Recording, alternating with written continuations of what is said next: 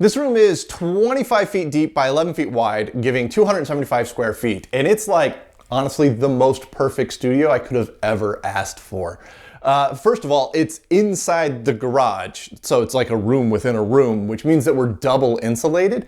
That makes temperature control really easy. I've just got a tiny little window unit AC up there, and that's enough to keep it nice and cool in here, even if it's like 105 degrees outside. I could probably use to upgrade that because whenever we crank up the Bidix G15, which pumps out 14,000 BTUs of heat an hour, that thing just gets totally overwhelmed. But as long as I'm not running that, it stays pretty cool in here. The other is that by being double insulated, sound control is really great. I mean, it can be hailing outside, pouring down rain, whatever. I can't hear it in here. It is a little echoey. I could probably use to put some sound deadening panels up. I just haven't gotten around to that. But overall, I'm pretty happy with the quality of sound in here. There are some things that need improvement. The first is lighting. I've only got 3 LED lights on the ceiling here, and I've got 2 windows over here that are always a challenge to film around. I'm standing in front of one right now, which is probably doing all sorts of havoc with the actual lighting.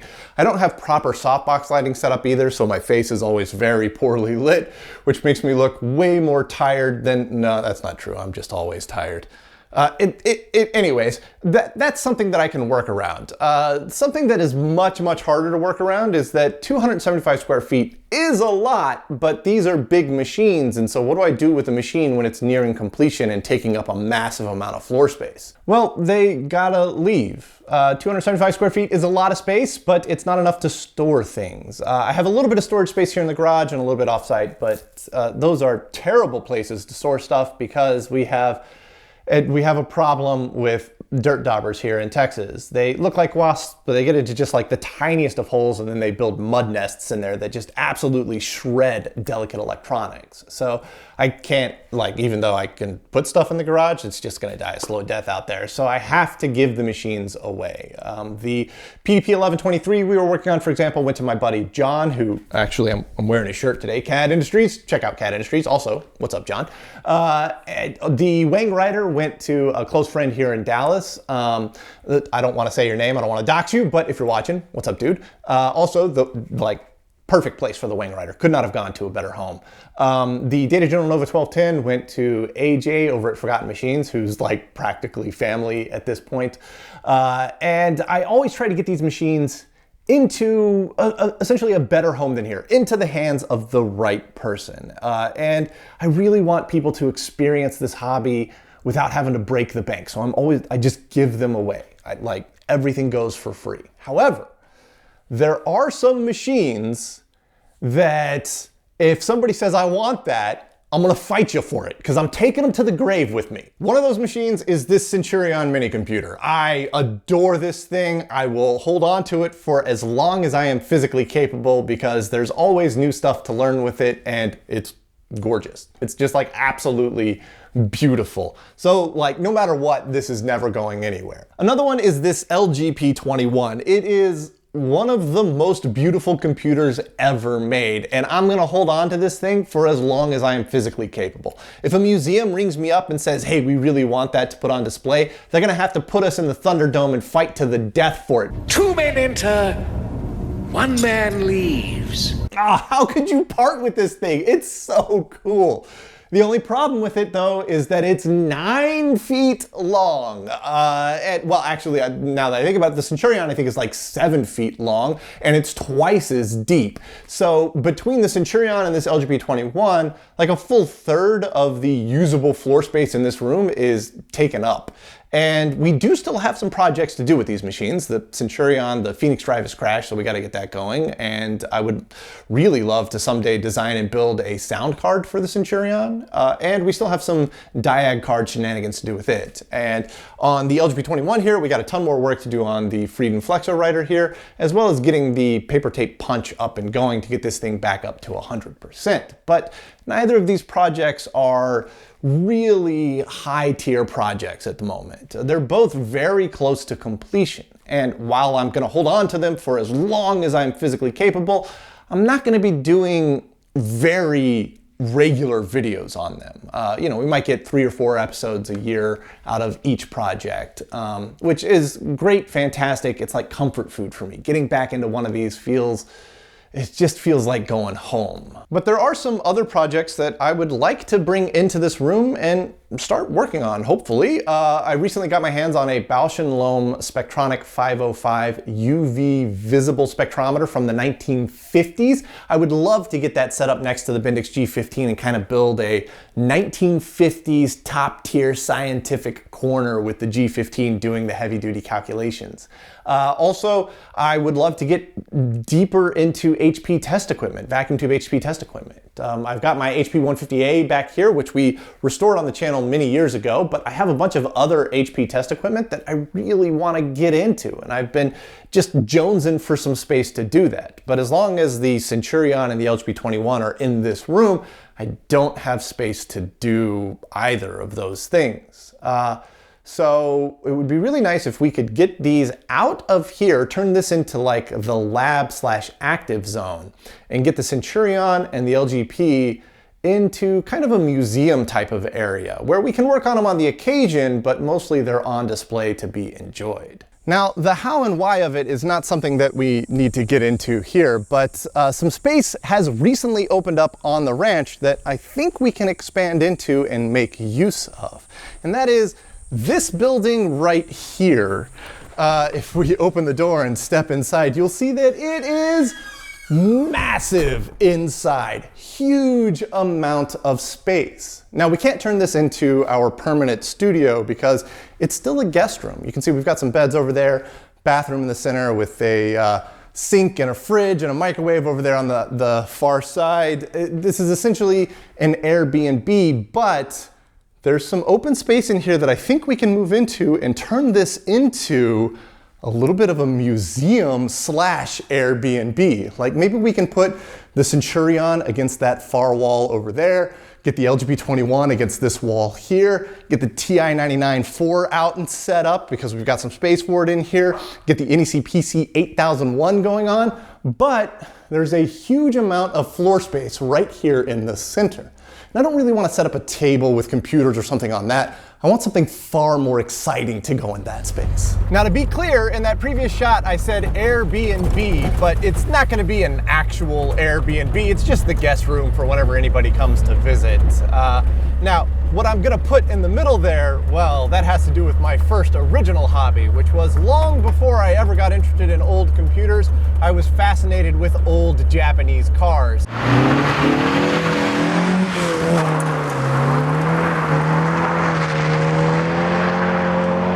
And I happen to have a car that I absolutely adore, but it's incredibly impractical to drive.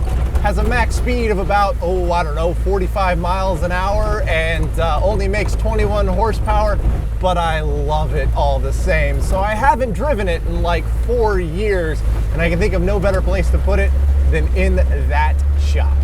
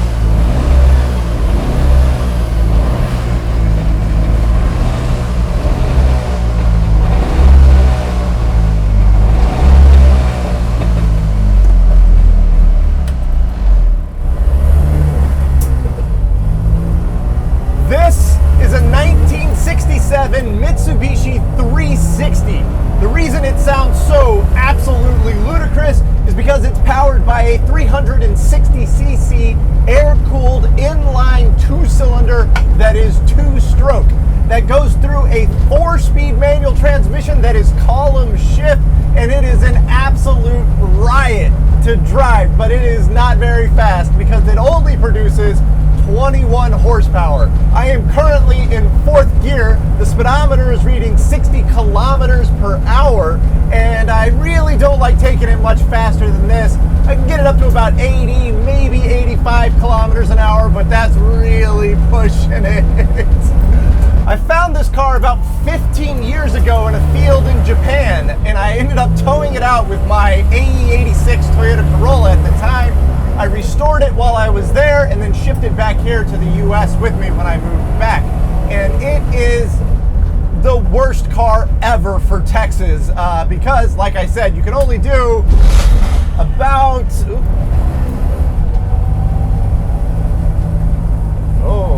I think we might get stranded here.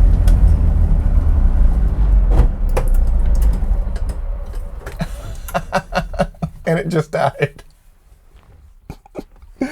I've been having trouble with getting gas from the gas tank to the carburetor. It is gravity feed. There is no fuel pump, but the gas tank looks like it's mostly made of rust, and it's not on my to-do list to pull the gas tank out and clean it and seal it in this episode. So here I am, about a quarter mile from home with the engine off. I don't have a tripod or anything with me. I just have this little Insta360 action cam that I've been filming with. But while we're stuck out here in the middle of nowhere, well, might as well take a walk around and look at the car. It took quite a lot of effort to get it looking clean again, but man, it looks absolutely stunning. The action cam here is not going to do it justice for how small this thing actually is. Those tires that you're looking at are 10-inch wheels. 10 inches. Absolutely insanity. So let's pop the hood here. And you can see what I'm talking about. This is the gas tank right up here on top. So, you know, safety third. And it's above the engine. So that way, all you have to do is open up a little solenoid and fuel can drain into the carburetor. And you don't need a fuel pump. All you need is a little solenoid. So the two-cylinder engine is right down here. You can't see any of the cooling fins on it because it's got this massive cooling shroud. There are 2 individual coils over here that are controlled by points that are right in the front. But you'll notice that the engine is fully beltless. There is no belt to an alternator or water pump or anything like that. Well, because it's air cooled, you don't need a water pump. And the starter is right on the front of the crankshaft. And once the engine's running, that works as the generator. To get into it, you've got these insane suicide doors right here, and they open up to the most tiny seats ever with no seat belts. You know, again, safety third. And then here's our lovely instrument panel with the steering wheel and the column shift over off to the left side there. So given just how tiny this car actually is, I think it's going to be perfect in that room, but I'm gonna have to drain the gas tank fully because we don't want gas hanging out in that room. And well, I gotta actually get it back down to the room first, which is quite a ways that way. So I'm gonna have to figure that out. Yeah, that's gonna be fun. I think the best course of action here is to just remove the gas tank. This is a bit of a pain though, because the brake fluid reservoir, oil injection tank, heater hose, and hood prop are all mounted to it. But once you disconnect all that, the tank itself is held in with just 4 bolts. And I really should have removed the battery first, but I was able to just slide it out. And here's why the fuel line kept getting clogged. The entire inside of the tank is a rusty, disgusting nightmare. This is going to need a full clean and reseal before we put it back in. But now that the stinky tank has been removed, it's time to get the car into the room. I should mention that the car weighs in at just 530 kilograms or about 1,100 pounds. It's only slightly heavier than the Bendix G15, but being on nice, big, 10-inch wheels means that it's super easy to push around. The room has a nice French door setup that is plenty wide enough for the Mitsubishi to slide through. Now, if you're worried about the nice floors, keep in mind that being two-stroke, there's no engine oil, and being air-cooled means there's no coolant. So the only fluids in this thing are the transmission and differential fluids. A little pan under each will keep everything nice and clean in here. Now I just need to get the LGP21 into here as well, which was actually harder than the car. The Flexo Rider is no joke. That thing is crazy heavy. And by this time it was Friday night, which meant I fired up Twitch and we had a blast chatting about all sorts of fun stuff while I rearranged the room. We talked about classic Japanese K-cars, fighter jets, medical stuff, and even talked a little bit about vintage computers. It was awesome fun, and thank you to everyone that joined in last night. And here we are, a 1967 Mitsubishi 360 sitting in the middle of a building. This is wild to me. I've never had a car indoors. This is like a really crazy experience. But right behind me, you can see the LGP21 is fully set up, and right next to that is my grandfather's 1963 Magnavox Concert Grand, which is just absolutely gorgeous. Having these set up like this, I think, is just stunningly beautiful. It's really striking to see this here in this room. Now, the general TV, I couldn't really find a good place for it, so it's currently sitting right over there, and I haven't brought the Centurion down yet. I do think it's going to go against this far wall, and I think that's really going to start to round out this kind of corner of the room. I haven't touched that half of the room yet. I've just got a bunch of stuff stacked over there, but I think we're going to get a loom set up and a couple of vintage sewing machines. It's going to be, I think, really, really neat over there. We still have a ton of work to do in this room, but it's going to be a long, slow process. Getting the Centurion over here is going to be kind of perilous, and I'm going to need some help for that. And then once it's here, I got to figure out how to get 30 amps routed to the thing because it's very power hungry. Other than that, though, everything else in here is pretty low power. But once we have the Centurion and the LGP21 in here, you're going to see me right back in here filming with both of those machines because we still have projects to do on them. I just wanted to kind of get them into the museum before I pushed on further with them. So I think this is going to turn out absolutely amazing. The Usagi Museum is starting to shape up, and I'm starting to get an idea of how things are going to fit in here. And once this is all sorted, I think it's going to be amazing, and it's going to be an awesome place to film certain episodes in here. Also, I'm quite excited about the other room. I've got new projects that can go in there. I really want to expand out the number of vacuum tube projects that I'm working on, and this opens up space to do that. So there's a lot of exciting stuff to come, and I want to thank you all so much for hanging out with me today, and I hope to see you in the next one.